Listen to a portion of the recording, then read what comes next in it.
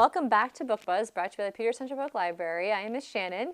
And I'm Miss Linda, and we are just doing book talk for you. There's been some great books that have been coming out for you to enjoy this summer. We want to make sure that you are aware of it. Yeah, and have some info. Since we were closed for a while, you know, we wanted to make sure we got all the new stuff as soon as possible so that when we do reopen, you can come and get some great brand new stuff. Absolutely. We're ready. Yes. Bring it on. We have all kinds of good stuff, so make sure you come in or put them on hold because we have the best one. I might as well, should I start since I probably had the most anticipated? I absolutely think you should start. Okay.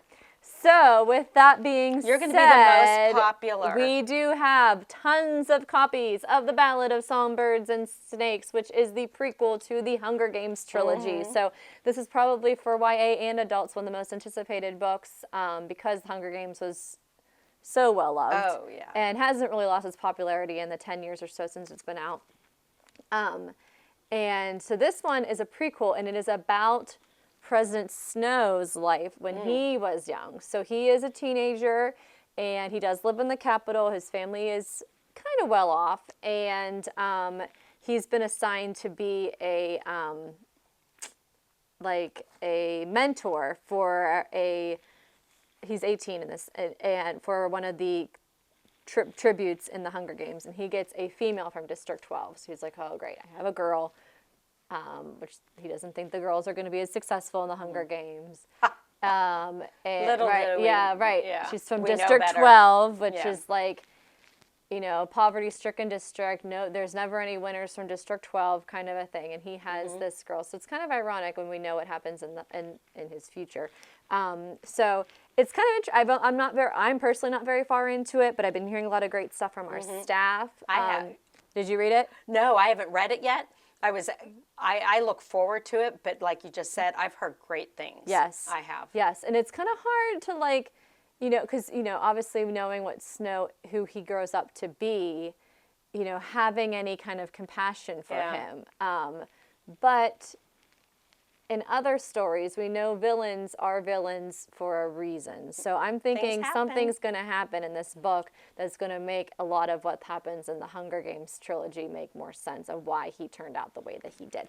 So we have tons of copies on this. I did that on purpose because I know everyone wants to read about this book. So you can go ahead right now, go on our website, you can place it on hold, you can give us a call, and we will get it for you as soon as possible, I believe. So it's been already flying off the shelf through our curbside holds and things that we've been offering. So awesome. We're excited about that one. Can I ask a question? Yes. Do you feel like they would have had to read the Hunger Games before reading that one? I think you'll enjoy it more if you've read the Hunger Games because because they do start explaining the Hunger Games and stuff in there, but you know, you would already have that knowledge. But since it is a prequel, you probably could read them. You could get away with reading that and going, first. oh, I've got to read the Hunger Games. Yes, for sure. So, yeah. Okay. Yeah, and going along with that, we do have, we talked in our last episode about our virtual programming. We do have a virtual program circulating around still that involves the Hunger Games where it's basically like a mock Hunger Games kind of a thing, and it's like a escape room idea where you're going through to see like how you survive in the Hunger Games. Ooh. So that is available on our youth services page and our website. So if you want to see how you would do, my neighbors are all doing it, and they're like, I keep dying. If you want to try it, it's fun. It's very creative. Created by our staff, Miss Sydney. So make sure you check out the virtual Hunger Games and see how you would do. And there's also a quiz, I think, on our Facebook page to see what district you would be in. So that's kind of fun too. Yes, that is. I wanted to talk about this one. This is not new. It's last year. Yes. I want to say. And the reason I think it was put on my desk is because it's not cataloged correctly.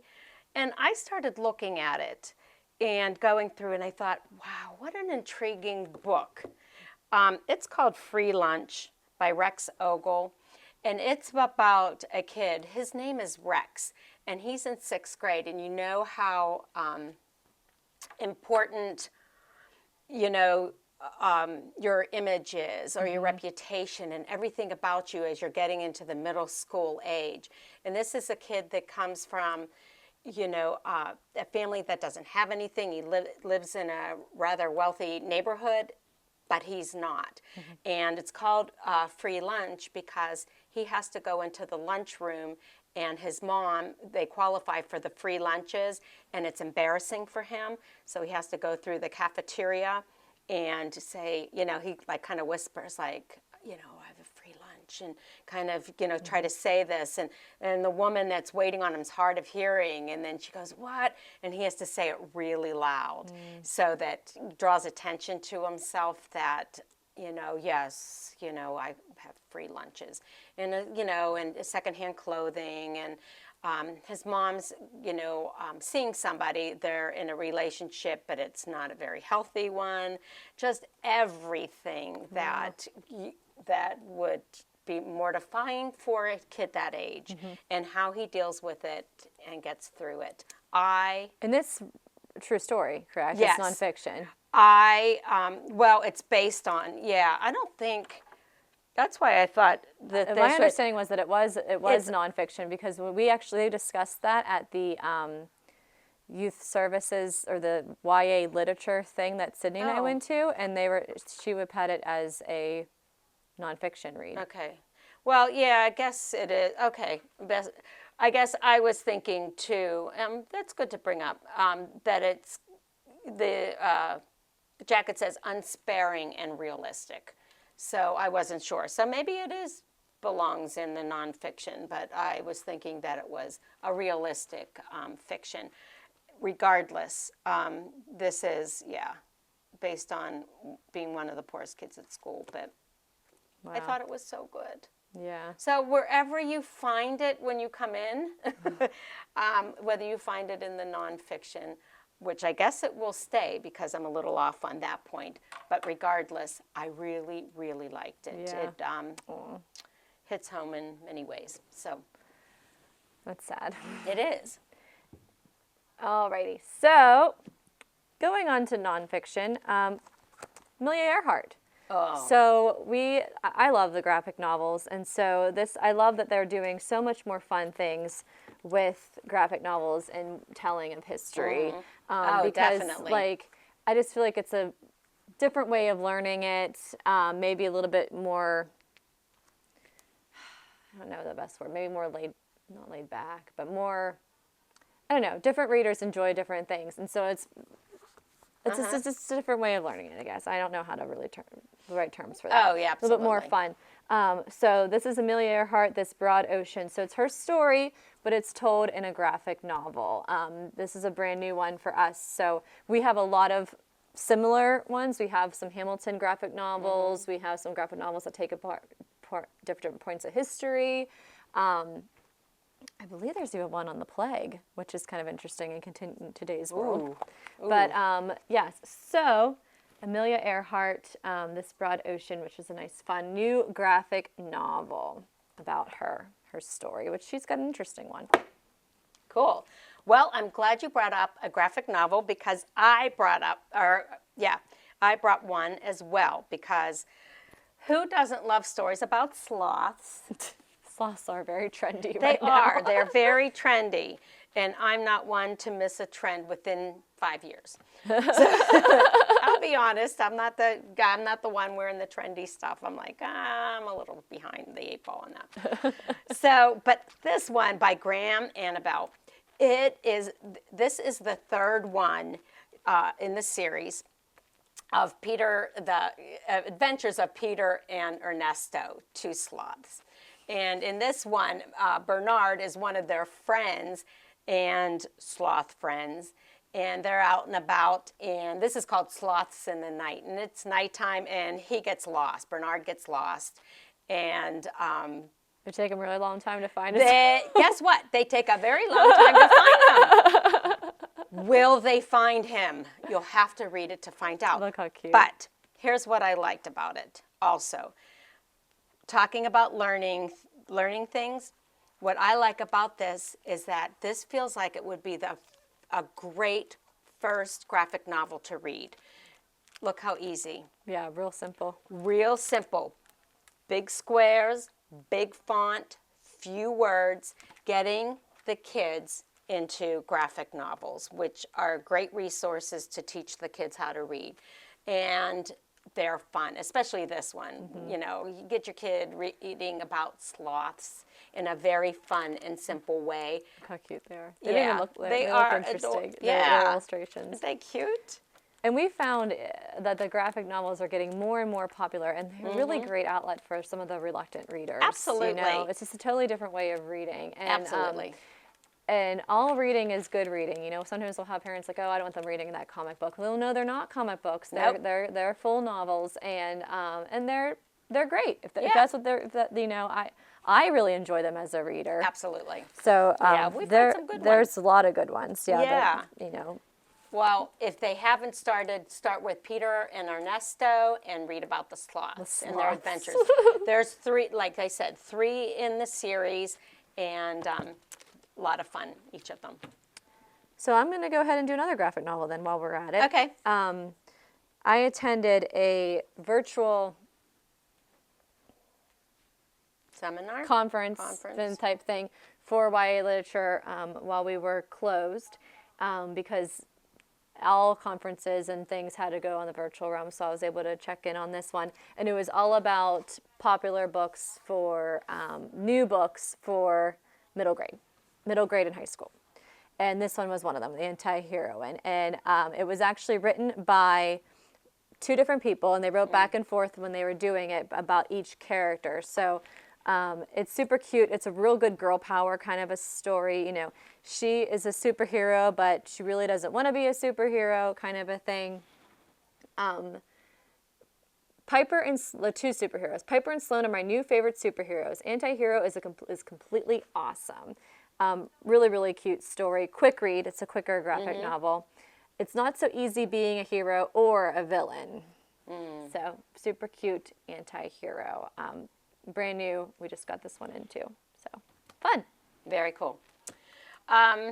Well, starting and trying to put together a book club, a tween book read online that we're going to be doing. Details to come. We're trying to figure it out. It's a tale dark and grim based on the fairy tale theme that we have going on this summer.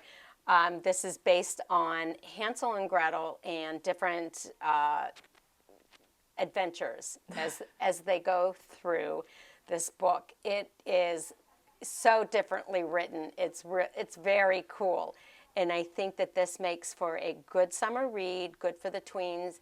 And we're working on doing something, of course, virtual, and hoping to have it where it ends with an escape room and puzzles along the way. That maybe they'll get you'll get some hints of how to go through an escape room. We're working out those details. So fun. So stay tuned for that. Yeah, and this is by John Gidwitz. So, or Adam Gidwitz. It would help if I had my glasses on. Adam Gidwitz. John Gidwitz, who also goes by Adam. Yeah, Adam, maybe Adam John Gidwitz. That's all right, Adam. Sorry about that, buddy. I enjoyed this book. So watch for something to come of that. Oh, God. You kill me sometimes. So funny. So another anticipated one for YA, Cassandra Clare, man, she's a busy woman. She writes these huge books. So it started, you know, I had read the Mortal Instruments series, which came out in the probably around 2012-ish. Those were around the City of Bones, City of Ashes, City of Glass, all of those. And then she did the Clockwork Angel series, which was kind of a prequel series to that. And then she had the Lady Midnight series. And now she's moving on to the Last Hours series, Chain of Gold. So there's a fun illustration in the front of that. That's kind of cool. So this is another one of her stories. I'm still continuing with shadow hunters, you know, battling the demons. Who doesn't like that, right? Yeah, exactly. They travel to London. That's where it's taking place, I think. This just came in as well, so I don't know too much about it, but I know that we cannot keep her books on the shelf, and she is continually writing these really in-depth this is the collector's first edition, apparently. So there we go. Maybe someday we can make some big bucks on this one. That's really cool. Did you see my unibrow go up? Yeah, there you go. It's a brand new series in the Shadowhunter world. So she really does a lot of cool stuff with this Shadowhunter theme that she has going on. So I don't think they connect to the other series. I think they all are standalone series. But if you're a fan of one, you tend to be a fan of the other. And she does a really fun style of writing. And our kids, this book looks huge, but they fly through them. I mean, they are definitely page turner stories. So check out this new one. We have a couple copies of this one ready to go for you too, Cassandra Clare. She takes up a lot of shelf space because she's big. Yeah. Her books are so big. How many more do you think we should go through? Well, we're doing pretty good, huh? Yeah. I know you want us to do as many books as possible. Okay, this one, I don't want to read the author's name wrong, or their middle name, because of Adam John Gidwitz. This one's a fairy tale. Yeah, a fairy tale for readers of all ages. Well, I'm making him popular. Yes. Now you'll never forget that name. Another Dreadful Fairy Tale by Quentin, I love this, Quentin Q. Quacksworth. Oh, good old Quentin Q. Good old Triple Qs. Good old Mr. Quacksworth. Mr. Quacksworth. You think that's his real name? Yeah, 100%. Okay, sharp-tongued shade, gregarious Ginch, and pilfering professor return for more madcap misadventures. Will the three stop a bullying bugbear from closing the Grand Library of Elfame? Maybe. Will they track down members of a secret society of book guardians and retrieve a treasure trove of lost books? Possibly. Will Quentin Q. Quacksworth actually approve of this tale? I wouldn't bet on it, but the only way to find out is to read, against the advice of Quacksworth, of course, another dreadful fairy book. What do you think?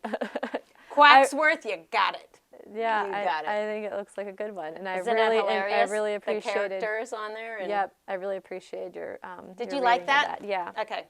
So, all right, Quentin. They say never judge a book by its cover, but I 110% did judge a book by its cover and would read this book based on its cover.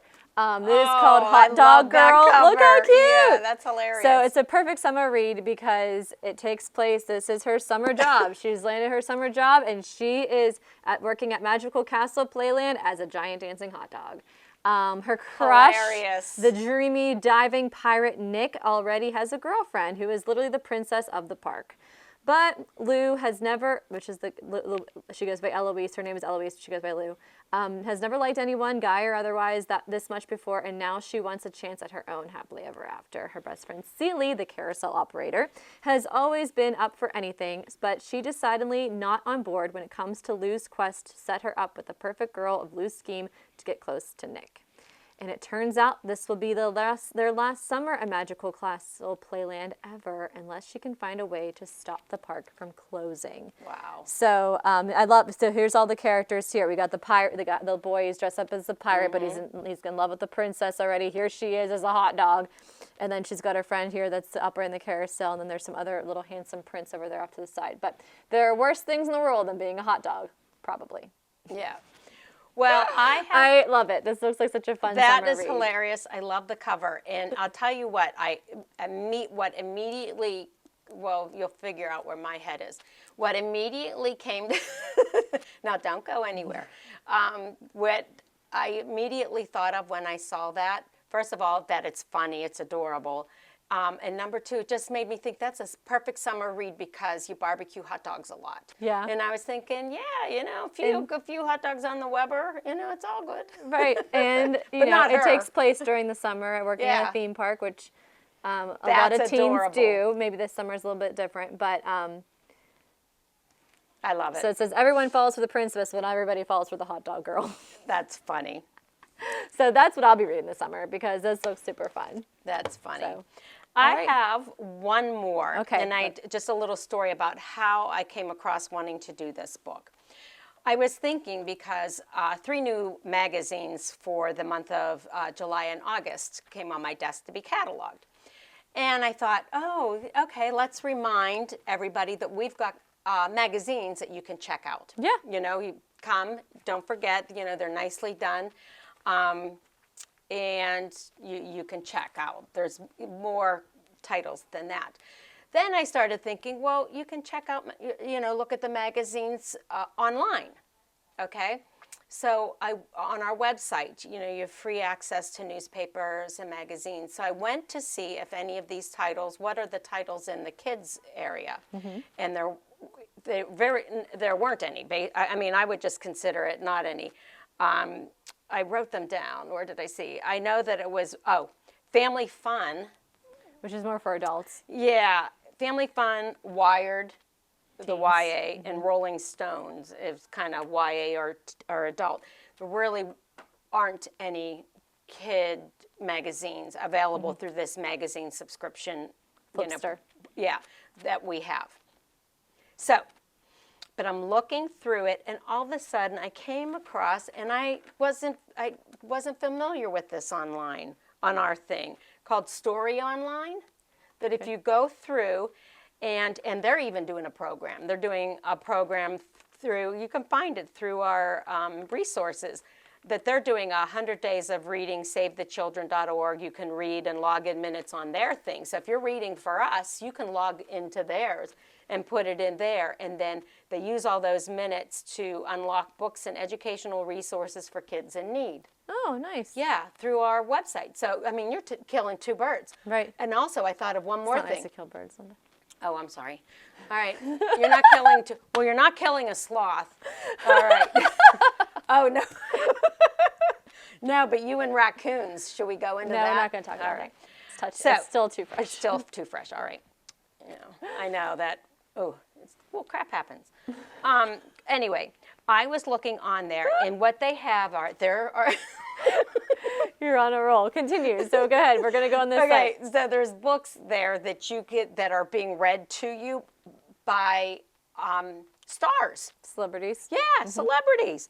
And one of which is Trombone Shorty, which is perfect for these times. Trombone Shorty is a biography by about Troy Trombone Shorty Andrews. He was a trombone player since he was a little kid. I'll show you the back picture. Look how cute. And they called him that because the trombone was always bigger than he was.